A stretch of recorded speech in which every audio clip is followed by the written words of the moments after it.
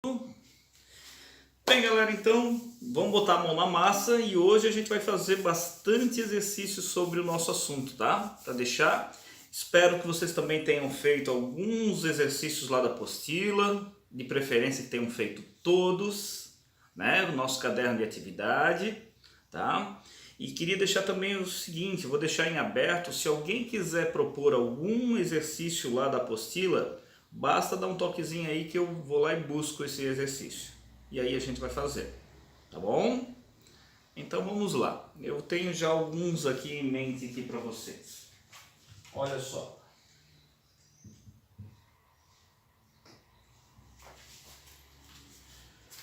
Ó,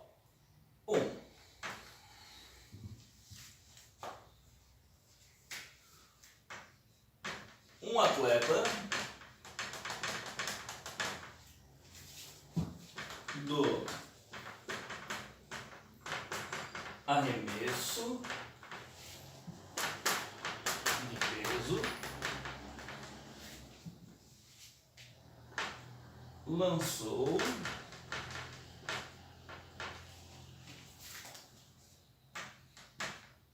sua esfera que respeitou a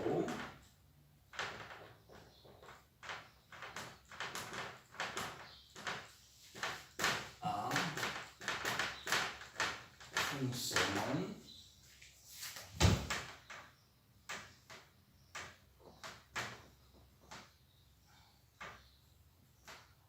h de d igual a menos 2d quadrados mais 18d.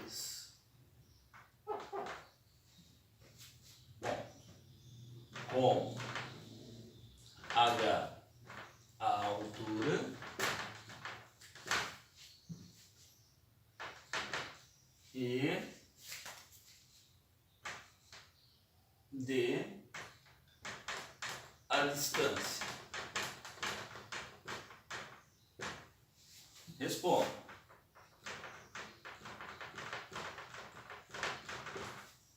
Letra A. Qual foi a distância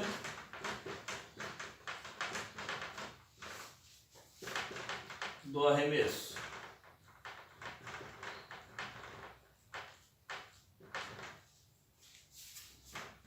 B. Qual a altura máxima do arremesso?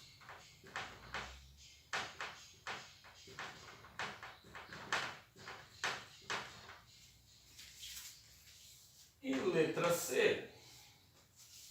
Vamos fazer o seguinte, vou deixar só esses dois itens que são mais importantes aí. Então vamos lá. Imaginem agora essa situação, olha só, um atleta do arremesso de peso lançou uma esfera que respeitou a função h de d igual a menos 2d quadrado mais 18d, com h a altura e d a distância.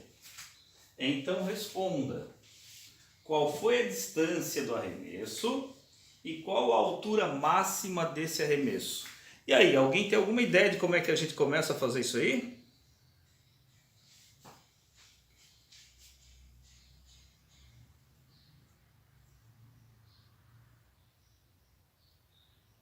E aí, galera?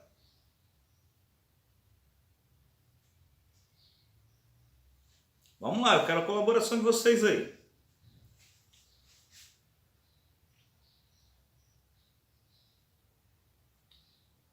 Hoje está todo mundo dormindo aí, hein?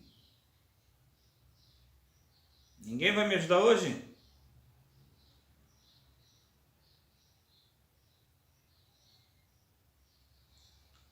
Faz a conta como se fosse a função normal.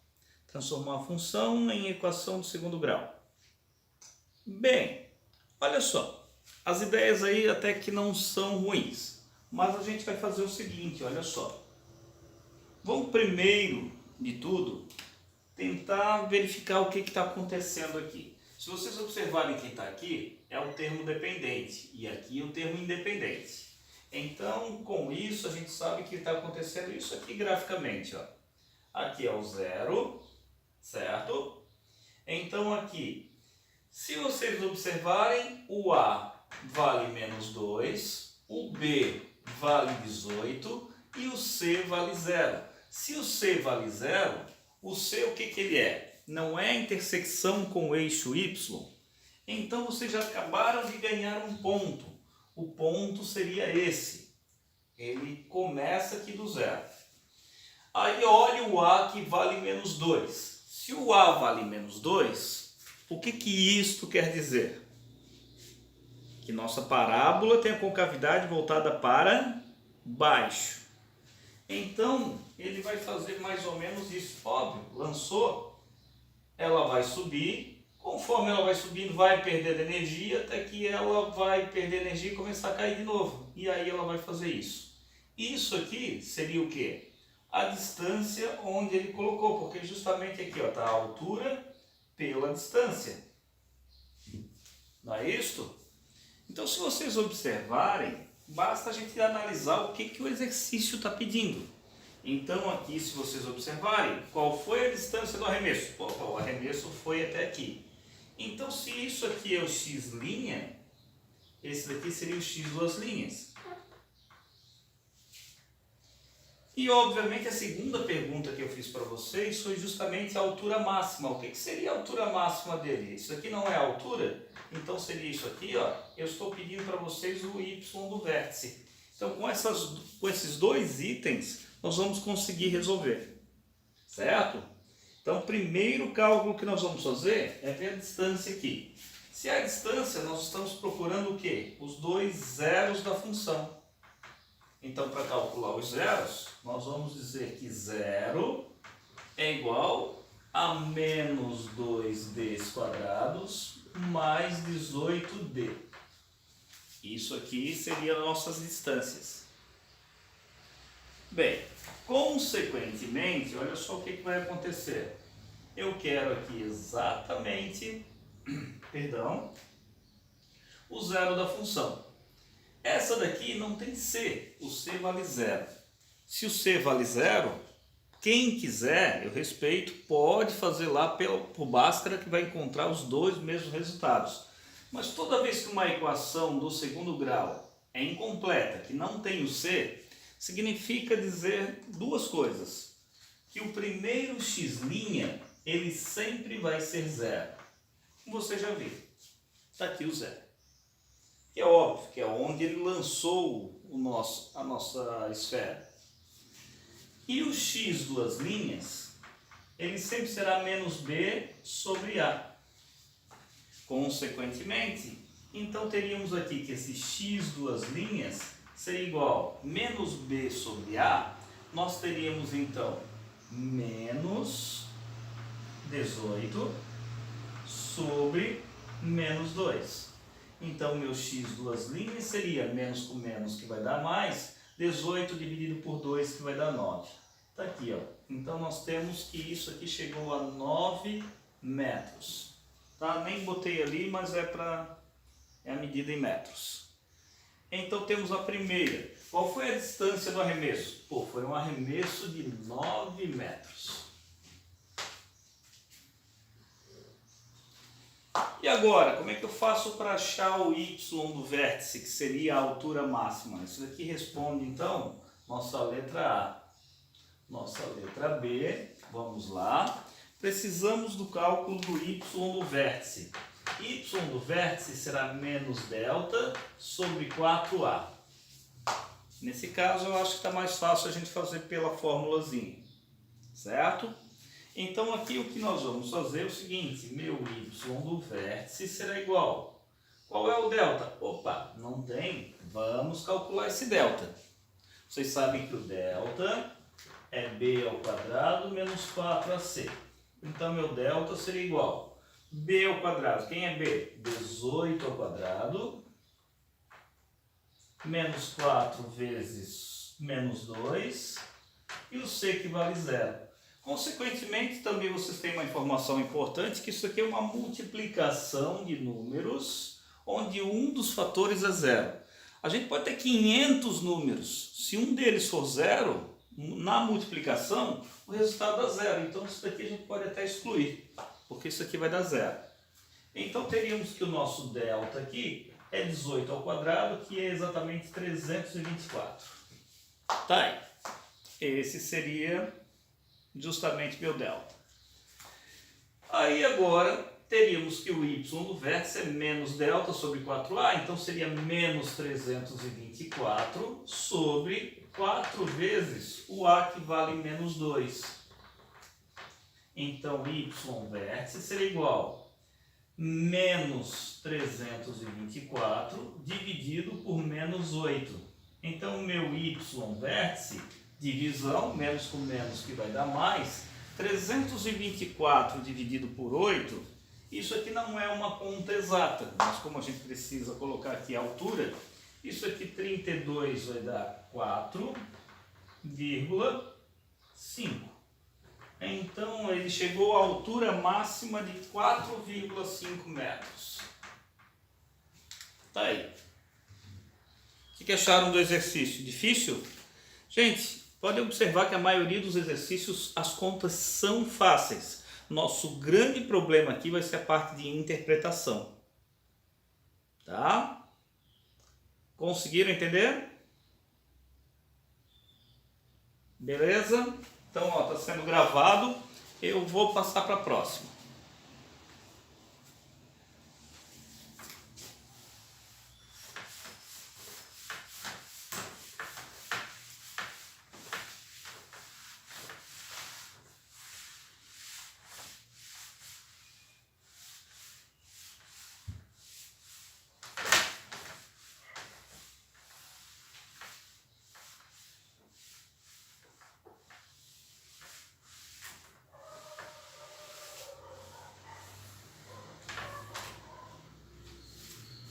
Vamos lá. Número 2. Essa daqui eu vou deixar vocês pensarem um pouco, porque essa realmente é uma questãozinha muito boa, tá? Olha só. O que nós vamos ver aqui é o seguinte. Um ônibus será alugado. Vamos lá. Um ônibus será... Opa, já deixa eu botar uma informação adicional aqui. Um ônibus com 48 lugares será locado a um grupo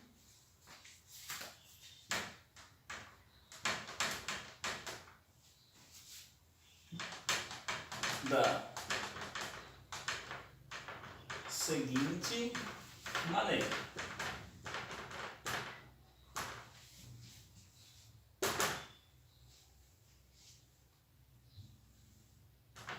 Cada passageiro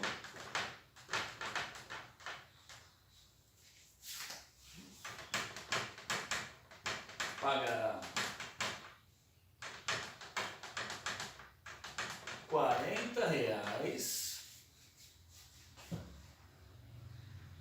mais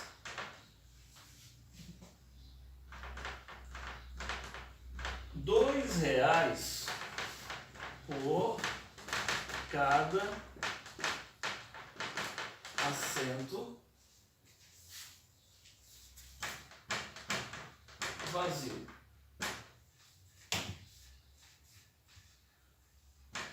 Qual a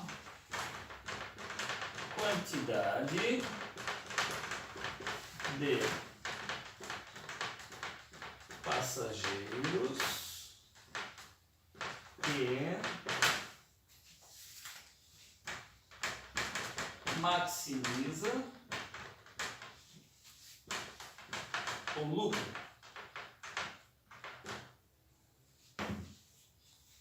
Olha só, gente, Que questãozinha boa aí. Agora eu gostaria de vocês também. Tentem interpretar e me digam o que vocês acham. Como é que a gente vai fazer para resolver uma questão dessa daí?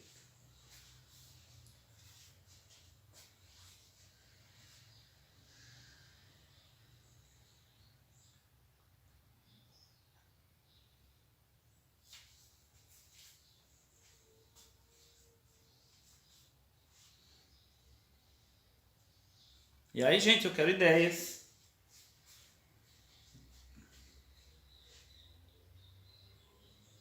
Bem, observa o seguinte, não vai ser a lotação máxima que vai me dar o maior lucro, tá?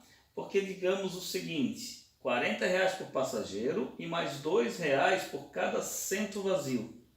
Digamos que vá, isso aqui, se ultrapassar às vezes uma quantia onde, imagine que assim, ó, 20 passageiros vão pagar R$ 2, 20 passageiros pagando R$ 2 já paga uma das nossas.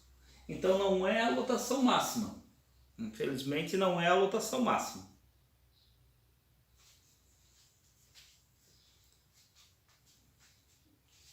Imagine, tem 48 lugares.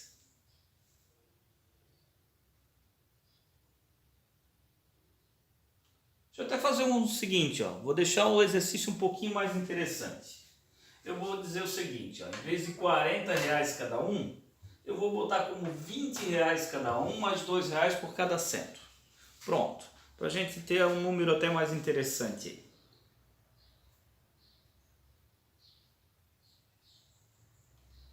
E agora, o que vocês acham?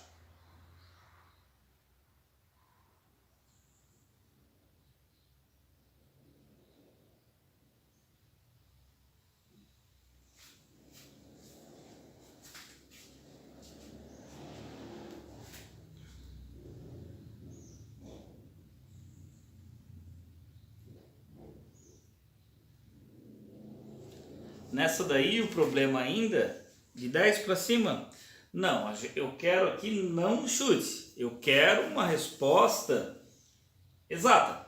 Qual é a quantidade? Isso, perfeito, a gente tem que transformar isso aqui primeiro numa função, perfeito. Mas como é que a gente vai transformar essa função?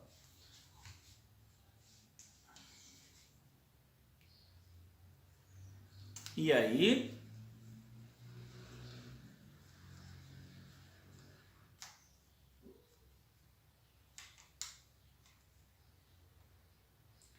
vamos fazer o seguinte. Primeiro item que seria importante aqui seria o seguinte: a gente verificar quais são os itens que a gente tem. Tá? Até diria o seguinte: a melhor forma da gente fazer isso é dividir em duas partes. Pedro, vamos ver. A vezes B igual a DA. Tá, vamos lá. Então é o seguinte, ó. Diria para vocês que o ideal é a gente transformar isso aqui em duas partes. Tá? A primeira parte, o que acontece? Eu posso ver qual é a função que dá o custo individual.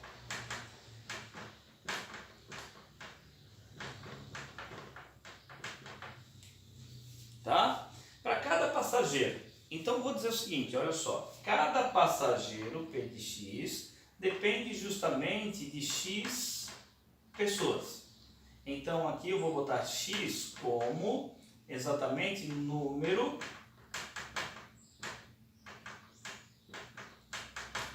de passageiros. E obviamente o P de X é o custo para o número de passageiros, certo? Então cada passageiro vai pagar quanto? Obviamente cada passageiro já tem um custo fixo de R$ 20, concordam? Mas ele vai pagar mais quanto? Ele vai pagar mais R$ 2 pelos assentos vazios. Se nós temos X pessoas dentro desse ônibus, quantos são os espaços vazios?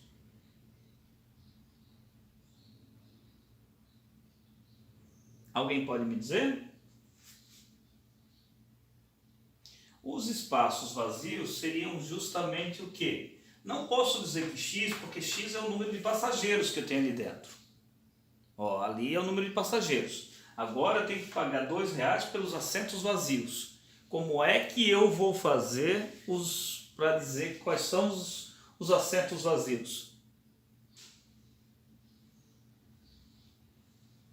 Menos 48? Não, Pedro. É que na verdade o que acontece? Não são os 48 que estão vazios. Cada passageiro, eu não sei o número de passageiros. A gente está usando o número de passageiro como x. A gente não sabe quantos passageiros vão ainda, correto? Então é o seguinte, se você parar para verificar, eu estou dizendo que são R$20 que eu já tenho que pagar fixo, concorda? E aqui são os lugares vazios, R$2 pelos lugares vazios. Você já acertou o seguinte, nós temos 48 lugares no total. Então, para dizer os lugares vazios, a gente pode dizer simplesmente isso. São os 48 lugares menos os x passageiros que estão ocupando. Está aqui, ó. Isso seria a nossa informação. Então, se vocês observarem, dá para fazer uma função em relação ao custo de cada passageiro. Cada passageiro px será igual a 20 mais 2 vezes 48, que vai dar 96. Então, menos 2x. Melhorando esse p de x aqui, esse p de x ficaria o quê? Menos 2x, 20 mais 96, isso aqui vai dar mais 116. Certo? Está aqui. Isto seria o custo para cada passageiro. Mas não é isso que eu quero. Eu quero o quê? A função que me indique o lucro total. O lucro total é quando eu reuni o dinheiro de todos os passageiros, concordam? Então, o que seria o nosso lucro em função da quantidade de passageiros? O que seria esse lucro agora?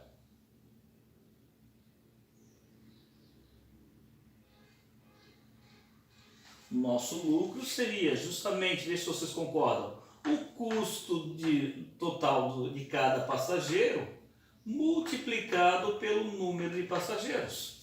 Se eu vou gastar 10, são 20 passageiros, 10 vezes 20 vai dar isso, concordam? Então é o custo de cada passageiro multiplicado pelo número de passageiros. E daí eu teria justamente isso, lucro em função de x seria igual, quem é o P de x? O P de x eu já tenho calculado aqui, ó. Seria menos 2x mais 116, fechou? Vezes a quantidade de x de passageiros.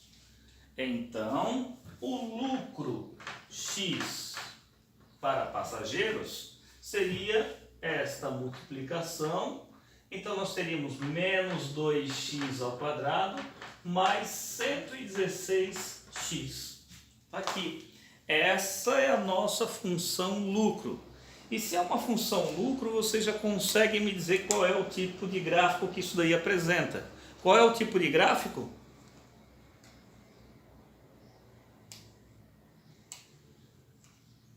Alguém lembra qual é o tipo de gráfico que isso apresenta? O que houve que ninguém está falando hoje pelos microfones aí? Tá ruim? Parábola virada para cima. Não. A é negativo, isso é uma parábola com a concavidade voltada para baixo. Então, observem aqui que nós teríamos o seguinte, o lucro depende da quantidade x de passageiros. E como isso é uma parábola com a concavidade para baixo, ele está fazendo isso aqui, ó, praticamente. Ó. E o que nós queremos? Achar justamente qual é a quantidade x, então aqui nós estamos querendo simplesmente o x do vértice. Esta quantidade para que dê exatamente o lucro máximo. Então quero saber quantos passageiros para o lucro máximo. Então vamos encontrar aqui nada mais, nada menos do que o x do vértice, que é menos b sobre 2a. Então, meu x vértice seria igual a menos o 116 dividido por 2 vezes o menos 2. Então, meu x vértice seria igual. Aqui nós teríamos menos 116 dividido por menos 4. O x do vértice seria igual a 29. Tá aqui, menos com menos dá mais, concordam? Dá 2 vezes que dá 8, sobram 3 que vai dar 9. Então tá aqui, ó. A quantidade de passageiros que maximiza o lucro são 29 passageiros. E aí, bom exercício? Se eu passasse isso em prova, com certeza, quantos será que iam acertar?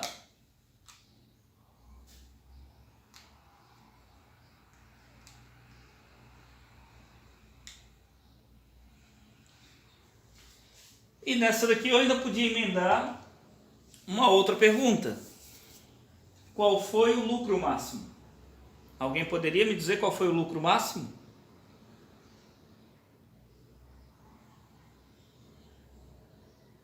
O que eu faço para achar o lucro máximo?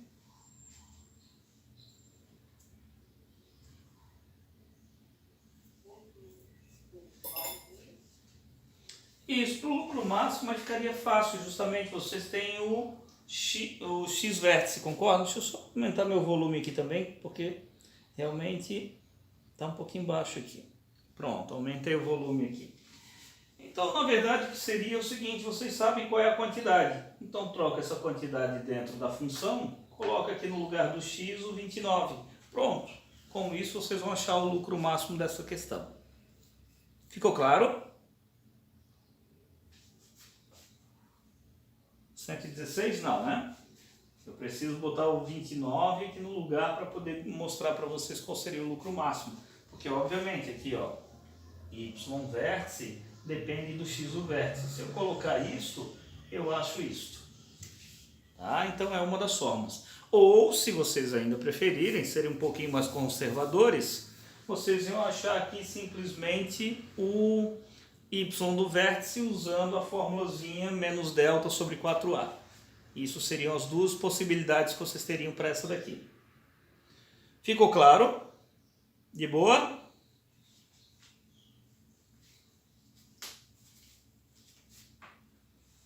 Então vou lá, eu vou apagar, tá?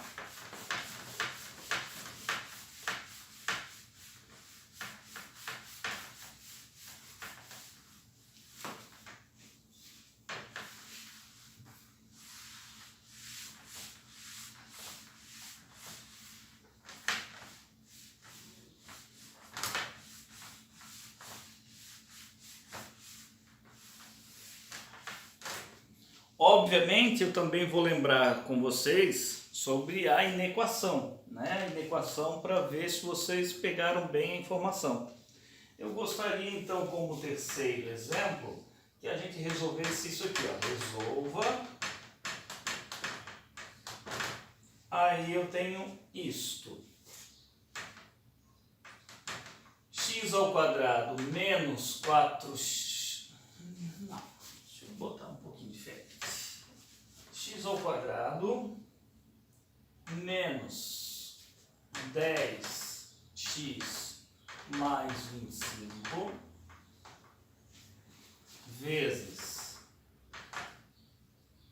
aqui eu teria menos 3x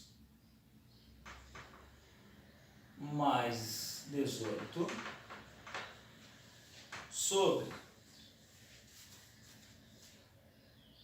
menos x quadrado mais 2x menos 12 vezes 2x menos 12 mais 12 menos 2x mais 12. Eu quero que isso seja menor ou igual a zero. E aí, galera, tá aí uma inequação para nós. Alguém lembra de todos os passos que a gente tem que seguir para conseguir resolver esse tipo de inequação?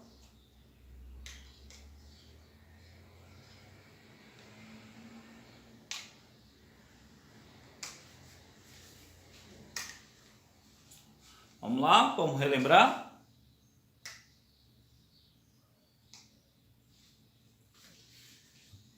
Vamos lá, gente. Quero ouvir de vocês. O que eu faço em primeiro lugar? Identificar se a bolinha é aberta ou fechada. Perfeito, mas vamos fazer o seguinte, olha, a primeira coisa realmente que a gente precisa é ver a questão da interpretação. Então, para a interpretação, imagine que eu tenho toda essa expressão aqui, ó, que está dizendo que é menor ou igual a zero. O fato de ter o igual já diz que a bolinha seria fechada. Certo? Então aqui está pregando uma bolinha fechada pelo sinal ali. Mas o que eu gostaria de interpretação é o seguinte, essa expressão toda tem que ser menor do que zero. Se é menor do que zero, estamos atrás de quem?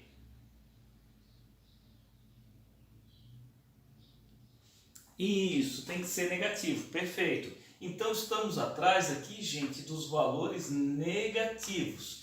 Isto é que eu estou atrás, dos valores negativos. Isso vai ser a última coisa, inclusive, que nós vamos ter que verificar. Estamos atrás dos valores negativos porque eu quero os valores menores que zero. Está aqui. Agora, gente, não tem jeito. Para que a gente consiga resolver isso, a gente vai ter que transformar cada um dos fatores e dos quocientes em uma função isolada. Tá?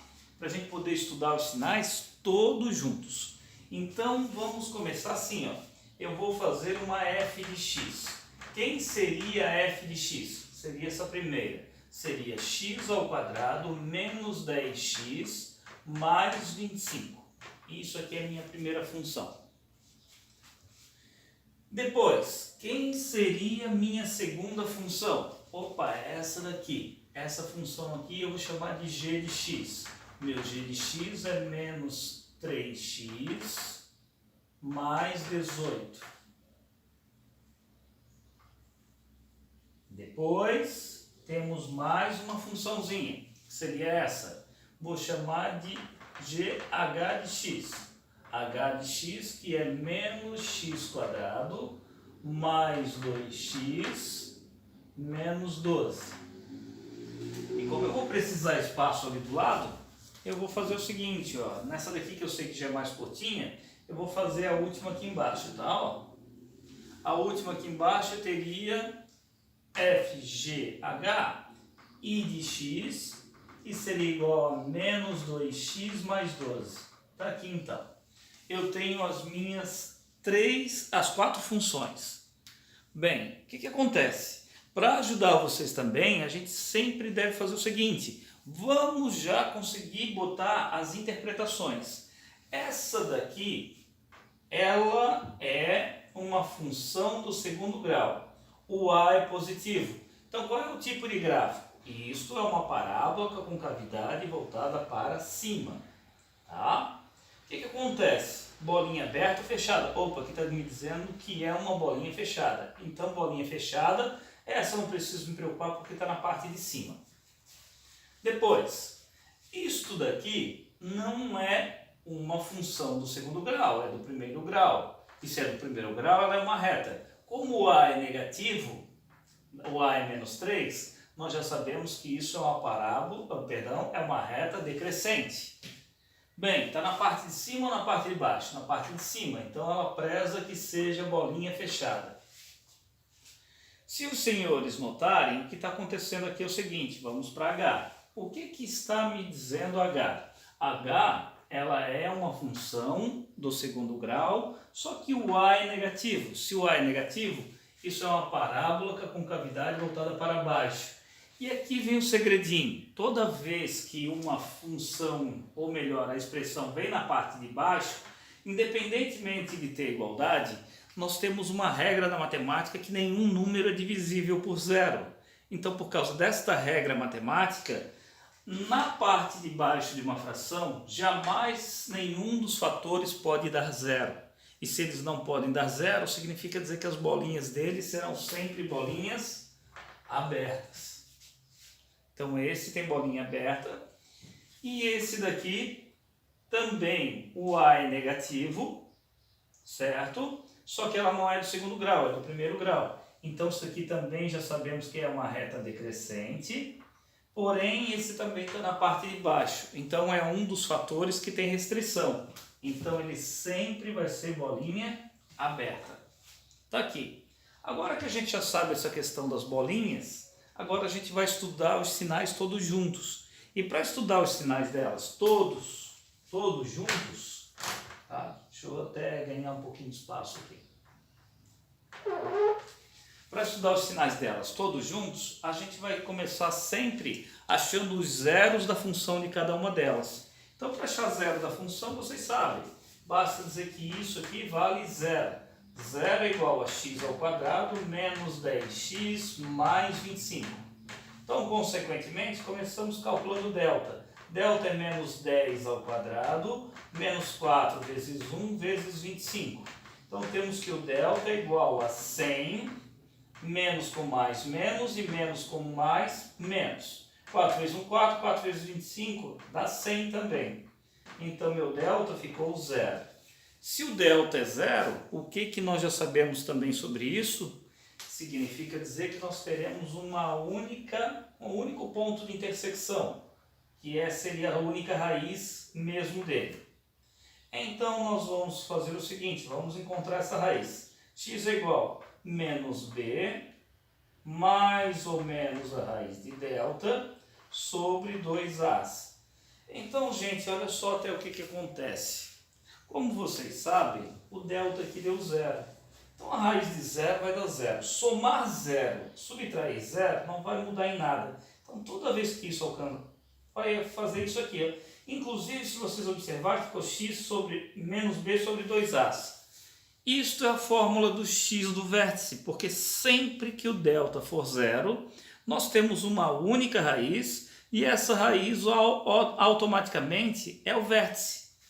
Então, teríamos aqui que o nosso x seria igual a menos b menos o menos 10 sobre 2 vezes 1. Então, x vértice seria 10 dividido por 2. Então, teríamos aqui que o vértice seria no 5. Temos uma única raiz. Bem, essa daqui, também vou dizer que isso aqui é zero, é igual a menos 3x mais 18. Significa dizer que isso aqui vai ficar 3x, que é igual a 18. Por favor, tá? Tio PH só vai pedir uma gentileza para vocês. Gente, o que não deve ser feito? A maioria do pessoal, pelo fato da gente estar estudando agora a função quadrática, vai achar que isso aqui é quadrado e vai fazer pela fórmula de Bhaskara. Lembre, fórmula de Bhaskara só quando for x ao quadrado. Matemática tem matéria cumulativa, o que a gente aprendeu antes está usando agora. Tá? Então, meu x é igual a 18 dividido por 3. Significa dizer que o x vale 6. Tá aí, nossa informação. Essa daqui, vamos ver o que vai acontecer. Essa sim, o que está acontecendo? 0 é igual a menos x quadrado mais 2x menos 12. Esta sim é uma função do segundo grau. Observem, expoente 2. Então, a gente começa pelo delta. Delta é igual a 2 ao quadrado menos 4 vezes menos 1 vezes menos 12. Então, delta seria igual a 4, menos com menos dá mais, e mais com menos dá menos. Oh, isso aqui está horrível esse número. Menos 12. Então, teríamos 4 vezes 12, 4, 48. Então, meu delta, menos 44. Opa, se é menos 44, o que acontece mesmo quando nós temos um delta negativo?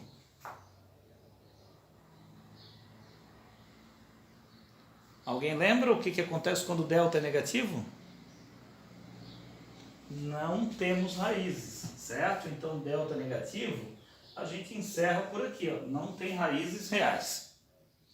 Bem, e a última que nós teríamos aqui, isso aqui também vale zero, menos 2x mais 12. Essa é do primeiro grau, então só joga para cá. 2x igual a 12. X é igual a 12 dividido por 2, x igual a 6. Está aqui também. Então encontramos todas as raízes, gente, olha só. Agora vem o nosso segredo. Qual é o segredo? Para fazer isso aqui, nós precisamos estudar os sinais de todas elas juntas. Então, precisamos ver o comportamento de cada uma delas. Então, eu vou começar assim, ó. Primeiro, vamos ver qual foi o comportamento da f de x.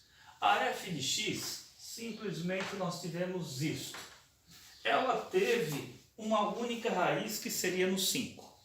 Então, bolinha aberta ou fechada? Opa, bolinha fechada. Deixa eu até botar aqui mais um pouquinho para o lado. Se vocês observarem, ele teve bolinha fechada no 5. Qual é o tipo de gráfico? Uma parábola com a concavidade voltada para cima. Então, ele vai fazer mais ou menos isto. E se vai fazer isso, vocês conseguem me dizer onde ela deu lucro e onde ela deu prejuízo? Onde é que deu lucro? Onde é que deu prejuízo? Se vocês observarem, essa não tem prejuízo. Essa deu lucro antes do 5 e deu lucro depois do 5. O único lugar que não deu lucro nem prejuízo foi exatamente no lugar do 5. Isso aqui é nosso primeiro estudo. Aí nós vamos para a próxima. Quem é a próxima? Nós temos a g de x. A g de x, o que aconteceu com essa g de x? Observamos aqui que a bolinha é fechada. Bolinha fechada e a raiz dele é 6. Então, bolinha fechada aqui no 6. Qual é o tipo de gráfico? Opa, isso já não é uma parábola, isso é uma reta decrescente. Então, olhando para esse gráfico, vocês conseguem me dizer onde é que ela deu lucro, onde é que ela deu prejuízo. Alguém consegue me dizer onde é que está o lucro? Vamos lá, galera? Onde é que está o lucro? Antes do 6, exatamente. Então, antes do 6, observem que o gráfico está para o lado de cima. Então, toda essa parte antes do 6, ela é lucro. E depois do 6, o gráfico está abaixo. Tudo que está abaixo da linha é negativo, porque é prejuízo. Vamos para a próxima. Agora vamos ver o comportamento da h de x. Bem, h de x é isso aqui. O único problema é o seguinte, muita gente acha que a gente não vai usar essa para resolver, porque essa daqui não tem raiz. Mas o que acontece é o seguinte, a gente tem que interpretar de todos os lados. Seria bolinha aberta, mas como não tem raiz, nem bolinha vai ter. Mas a gente sabe que